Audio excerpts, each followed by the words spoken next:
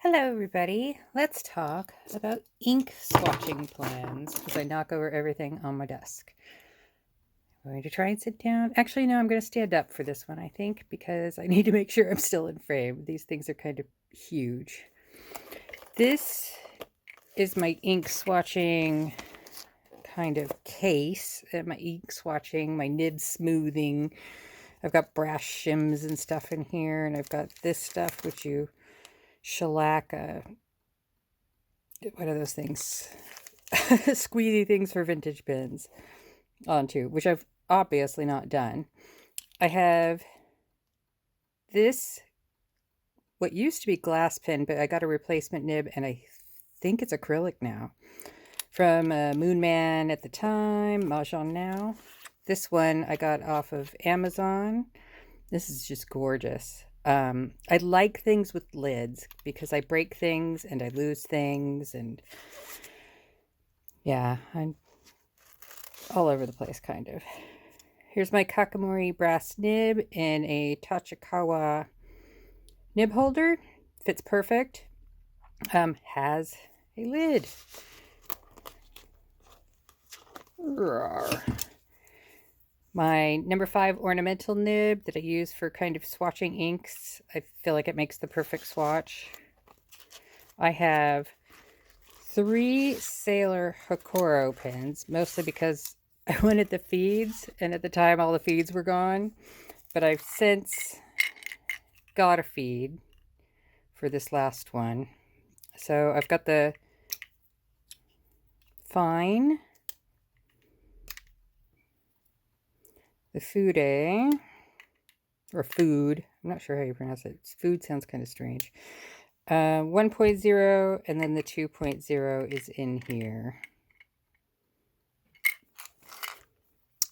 And I have this thing. I've never been able to make this thing work. I might make my own, just one-off video asking for advice on this, because I just can't get the ink. The ink will do like one line, and then that's it. It just stops, which is why I went to the ornamental nib. I've got some brushes. I don't tend to use them anymore. I have super long Q-tips. I have this thing, which is really cool, which is a adapter for, you could put a standard international cartridge in it and fit it into a platinum pin. Haven't used it yet, but I thought I was going to use it, and then I took too long to get here. I have this thing, which is a yo-yo that I got in a Christmas cracker, and I was going to try the Leanne Likes method of swatching inks with that, but I also have this condiment cup. It just has a number on the bottom. Don't know whether it's going to work that well. Kind of holds my pills on my bedside on Tuesday night, so I don't take my ADHD meds at night. That is pretty much everything in this kit. Usually I keep these in there as well, and this travels with me. I'm going to have to put this into something else because I broke the zippers just now. 2 little zippers popped off and it won't close anymore, and that stinks. So I think I'm probably going to be putting them in this Vashi. Has a zipper up front, a zip pocket, kind of a pin holder pocket, and a little kind of deep pocket, and then on this side also has the zip pocket and that. I think it can all fit in here, and that's what I'm going to do later today.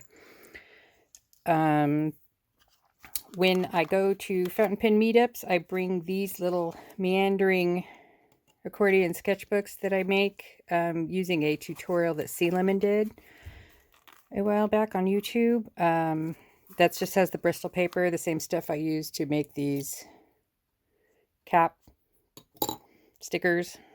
I tend to swatch all my fountain pen inks, if it's in a bottle, on these. If it's in a sample, on these. So it kind of splits down the middle, bottles and samples. If I give away a bottle, I take a sample of it and I move the bottles over to here. And that way I can keep track of it. I'm running out of room on both bottles and samples. I'm not going to say how many's in here. We don't need to know that.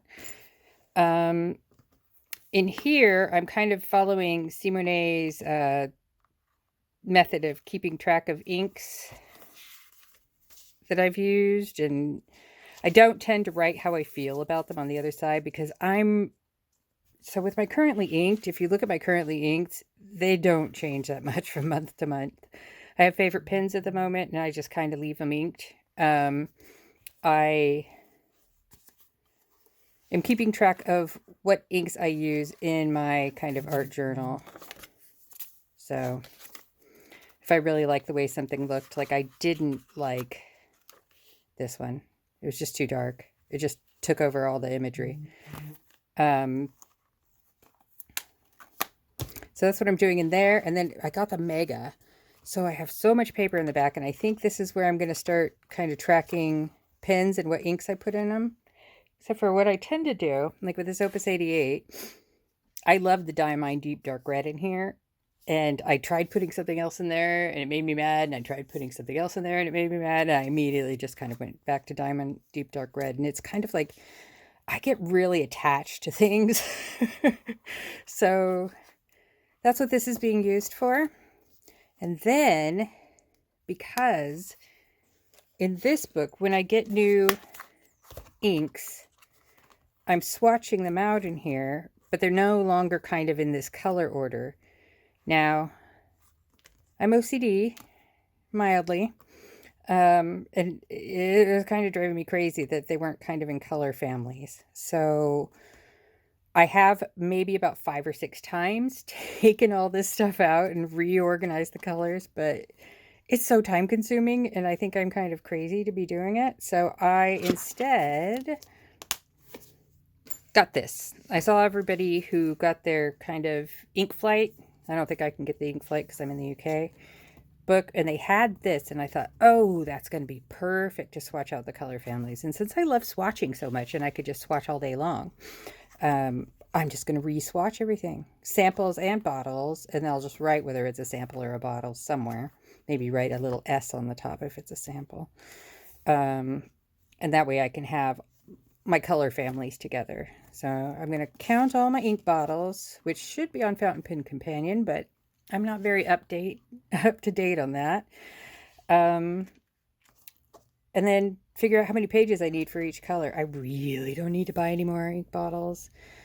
I'm going to be filming another video of hopefully the last 2 ink bottles I buy in a super duper long time. So yeah, that one will be coming up next. So I have 2 new inks, 2 new pens, and then I really need to stop. I just need to stop.